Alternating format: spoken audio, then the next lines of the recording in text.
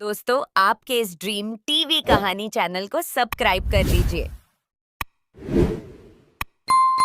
एक समय की बात है, एक छोटे से गांव में विजय नाम का एक मेहनती किसान रहता था। वह अपनी खेती बाड़ी से बहुत प्यार करता था और दिन रात खेतों में काम करता था।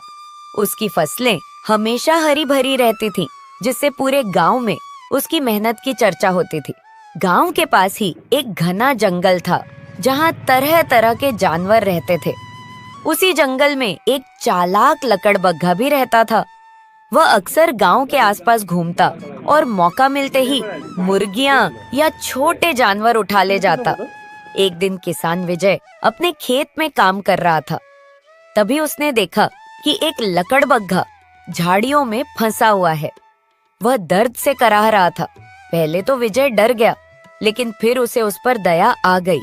उसने सोचा, यह भी एक जीव है, इसे मदद की जरूरत है। विजय ने हिम्मत जुटाई और धीरे धीरे लकड़बग्घे के पास गया। उसने सावधानी से झाड़ियों को काटा और उसे आजाद कर दिया। लकड़बग्घा कुछ देर तक उसे देखता रहा, जैसे धन्यवाद कहना चाहता हो, और फिर जंगल की ओर भाग गया। कुछ दिनों बाद वही लकड़बग्घा फिर गांव के पास आया। इस बार वह बहुत भूखा था।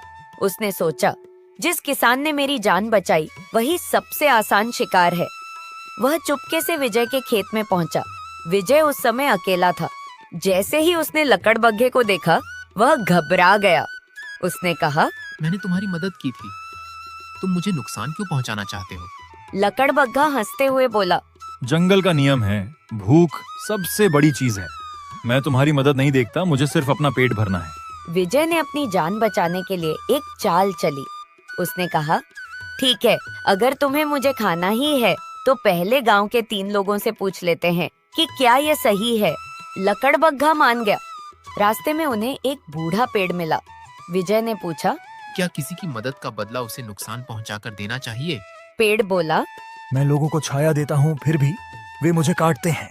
फिर वे एक बूढ़े बैल के पास गए। उसने भी कहा, मैंने जीवन भर सेवा की, पर अब मुझे छोड़ दिया गया है, इसीलिए यह गलत नहीं है। अब विजय बहुत चिंतित हो गया। मंतभी उन्हें एक चतुर लोमड़ी मिली।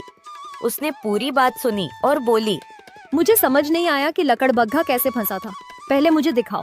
लकड़बग्घा फिर से उसी तरह झाड़ियों में घुस गया। जैसे ही वह फंसा, लोमड़ी ने रामू से कहा, जल्दी से झाड़ियों को कसकर बांध दो। विजय ने वैसा ही किया।